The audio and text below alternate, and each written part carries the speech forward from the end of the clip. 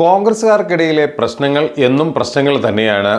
അതായത് കൃത്യമായി പറഞ്ഞാൽ കേരളത്തിലെ കോൺഗ്രസിനുള്ളിൽ നടക്കുന്ന പ്രശ്നങ്ങൾ പരിഹരിക്കാൻ വേണ്ടിയിട്ട് മാത്രം ഒരു സമിതിയായി KPCCയിലെ ഒരു വിഭാഗം മാറിയിരിക്കുന്നു എന്ന് വേണം മനസ്സിലാക്കാൻ. കാരണം ഓരോ ഘട്ടത്തിലും പുതിയ പുതിയ സംഭവവികാസങ്ങളാണ് കോൺഗ്രസിൽ ഉരുത്തിരിഞ്ഞുകൊണ്ട് ഇരിക്കുന്നത്. ഇപ്പോഴിതാ വയനാട്ടിൽ KK വിശ്വനാഥൻ എന്ന KPCC അംഗം അഥവാ UDFന്റെ കൺവീനർ അദ്ദേഹം രാജിവെച്ചിരിക്കുന്നു. അതായത് മുൻ മന്ത്രിയുടെ സഹോദരനായ KK രാമചന്ദ്രൻ്റെ സഹോദരനായ KK വിശ്വനാഥൻ എന്ന് പറയുന്നത് KK രാമചന്ദ്രൻ്റെ സഹോദരനാണ്. അദ്ദേഹമാണ് രാജിവെച്ചിരിക്കുന്നത്. കോൺഗ്രസിലെ നേതൃത്വവുമായിട്ടുള്ള പ്രശ്നങ്ങളാണ് രാജിക്ക് പിന്നിലെന്നാണ് ഇപ്പോൾ പുറത്തു വരുന്ന വിവരം.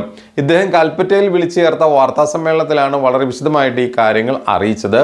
അതായത് DCC പ്രസിഡന്റ് തന്നിഷ്ടപ്രകാരം കൂടിയാലോചനകളില്ലാതെ പ്രവർത്തിക്കുന്നു എന്നാണ് ആദ്യം ആരോപിച്ചതെങ്കിൽ പിന്നീട് പറഞ്ഞത് കോൺഗ്രസിലെ തന്നെ KPCCയിലെ മുതിർന്ന നേതാവ് T സിദ്ദിഖ് DCC പ്രസിഡന്റിനെ ഒരു റബ്ബർ സ്റ്റാമ്പ് ആക്കിക്കൊണ്ട് സിദ്ദിഖാണ് അവിടെ പ്രവർത്തിക്കുന്നത്. സിദ്ദിഖിന്റെ ഇതിനു വേണ്ടി ഏറാൻമൂളിയായി മാത്രം മാറിയ DCC പ്രസിഡന്റ് യാതൊരുവിധ ആലോചനകളോ മറ്റു കാര്യങ്ങളോ ഇല്ലാതെ തീരുമാനമെടുക്കുന്നു. ഇത് വലിയ തോതിൽ കുഴപ്പങ്ങളിലേക്ക് വരുന്നു. ഇതുകൊണ്ട് തനിക്ക് തുടരാൻ താല്പര്യമില്ല എന്ന് പറഞ്ഞുകൊണ്ടാണ് UDFന്റെ കൺവീനർ സ്ഥാനം കോൺഗ്രസിന്റെ നേതാവായ KPCC അംഗം തന്നെ രാജിവെച്ചിരിക്കുന്നത്. ഇത് വലിയ തോതിലുള്ള വലിയ പ്രശ്നങ്ങളാണ് അവിടെ ഉരുത്തിരിക്കുന്നത്. എന്താണ് പ്രശ്നമെന്ന് വെച്ചാൽ വയനാട്ടിൽ മത്സരിച്ച് വിജയിച്ച രാഹുൽ ഗാന്ധി റായ്ബറേലിയിലേക്ക് മാറിയതിനെ തുടർന്ന് വയനാട്ടിൽ ഉപതെരഞ്ഞെടുപ്പ് പ്രഖ്യാപിക്കുന്ന സാഹചര്യത്തിലേക്ക് എത്തുകയാണ്. വയനാട് ഉപതെരഞ്ഞെടുപ്പ് ഉടൻ നടക്കാനിരിക്കുകയാണ്. ഇതിനിടയിലാണ് ഈ പറയുന്ന മാറ്റം സംഭവിച്ചിരിക്കുന്നത്. ഇതോടുകൂടി തന്നെ വലിയ കുഴപ്പങ്ങളാണ് ഉണ്ടായിരിക്കുന്നത്. അതായത് വയനാട് കേന്ദ്രീകരിച്ച് കോൺഗ്രസ് വലിയ തോതിൽ പ്രതീക്ഷ അർപ്പിക്കുന്ന ഒരു സീറ്റാണ് വയനാട് ഉപതെരഞ്ഞെടുപ്പിലെ സീറ്റ്. ഈ സീറ്റ് എന്ത് വില കൊടുത്ത് നിലനിർത്തണം എന്ന് തന്നെയാണ് ഇവർ കരുതുന്നത്. പക്ഷേ കോൺഗ്രസിനുള്ളിൽ ഉണ്ടായിരിക്കുന്ന ഈ പ്രശ്നങ്ങൾ മൂലം ഇനി എന്ത് ചെയ്യും എന്നുള്ള ഒരു ആശങ്ക വലിയ തോതിൽ അവരെ അലട്ടുന്നുണ്ട്. പ്രധാനമായി നമ്മൾ പരിശോധിക്കുമ്പോൾ നമുക്ക് മനസ്സിലാകുന്നത് വയനാട് എന്നും ശരിക്കും കോൺഗ്രസിന് ഒരു ട്വിസ്റ്റിൻ്റെ മേഖലയാണ്. വയനാട് എന്നുള്ള ഭൂപ്രദേശം പോലും അവരെ സംബന്ധിച്ച് കോൺഗ്രസ്സുകാരെ സംബന്ധിച്ച് വലിയ ട്വിസ്റ്റാണെന്ന് പറയാൻ കാരണം വയനാട്ടിൽ വെച്ചാണ് ഇവരുടെ അവസാനത്തെ വലിയ തോതിലുള്ള നേതൃത്വ സംഗമം നടന്നത്. അതായത് അവിടെ വയനാട്ടിൽ വെച്ചിട്ടുണ്ടായ ക്യാമ്പിൽ മിഷൻ 2025 പ്രോജക്റ്റ് അങ്ങനെ നിരവധിയായ പദ്ധതികൾ ആവിഷ്കരിച്ചുവെങ്കിലും യാതൊന്നും അതായത് പൂർത്തീകരിക്കാനോ തുടങ്ങാൻ പോലും സാധിച്ചിട്ടില്ല. ഇതാണ് പൊതുവിലത്തെ ഒരവസ്ഥ. ഈ സാഹചര്യത്തിൽ വയനാട് എന്നും ഇവർക്ക് പ്രശ്നമാണെന്ന് പറയാൻ ഉണ്ടായ ഒരു കാരണം ഇതാണ്. അതുകൊണ്ട് തന്നെ സുധാകരൻ എടുക്കുന്ന പല തീരുമാനങ്ങളും കൃത്യമായി പറഞ്ഞാൽ VD സതീശൻ അംഗീകരിക്കാറില്ല. VD Satheesan super KPCC president ചമഞ്ഞുകൊണ്ട് VD സതീശൻ്റെ രീതിയുമായി പ്രവർത്തികളുമായി മുന്നോട്ട് പോവുകയാണ്. മിഷൻ 2025 പ്രഖ്യാപിച്ചതിന് ശേഷം വലിയ തോതിലുള്ള പ്രശ്നങ്ങളുണ്ടായി എന്ന് പറയുമ്പോൾ തന്നെ രമേശ് ചെന്നിത്തല മുൻ KPCC പ്രസിഡന്റ് ആയിരുന്നു. അദ്ദേഹം കേരളത്തിൻ്റെ ആഭ്യന്തര വകുപ്പ് മന്ത്രിയായിരുന്നു. അങ്ങനെ നിരവധിയായ സ്ഥാനങ്ങളിലിരുന്ന മുതിർന്ന നേതാവാണ്.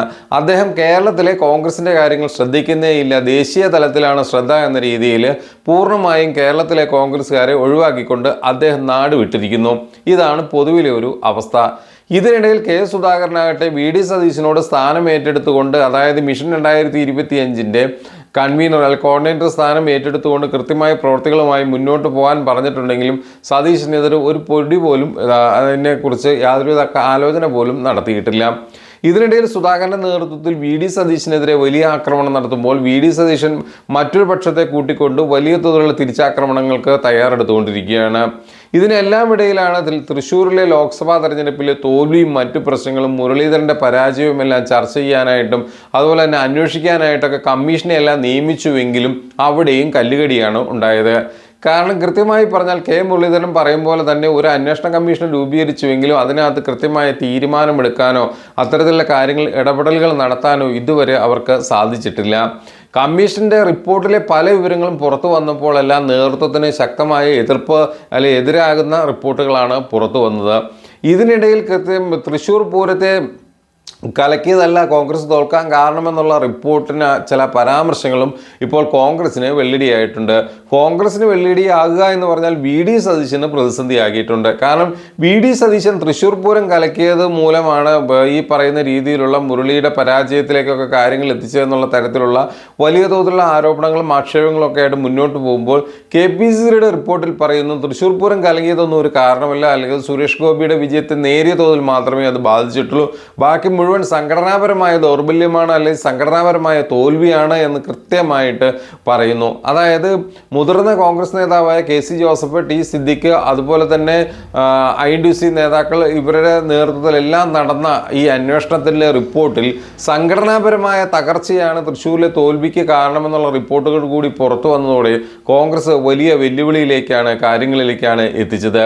ഏതായാലും വയനാട്ടിലുണ്ടായിരിക്കുന്ന ഈ മുതിർന്ന നേതാവിൻ്റെ രാജി അടക്കം വലിയ തോതിൽ വയനാട്ടിലെ ഉപതെരഞ്ഞെടുപ്പിൽ UDFന് വിശിഷ്യ കോൺഗ്രസിന് തിരിച്ചടിയാകും എന്നുള്ള കാര്യത്തിൽ യാതൊരുവിധ തർക്കമോ സംശയമോ ഇല്ല.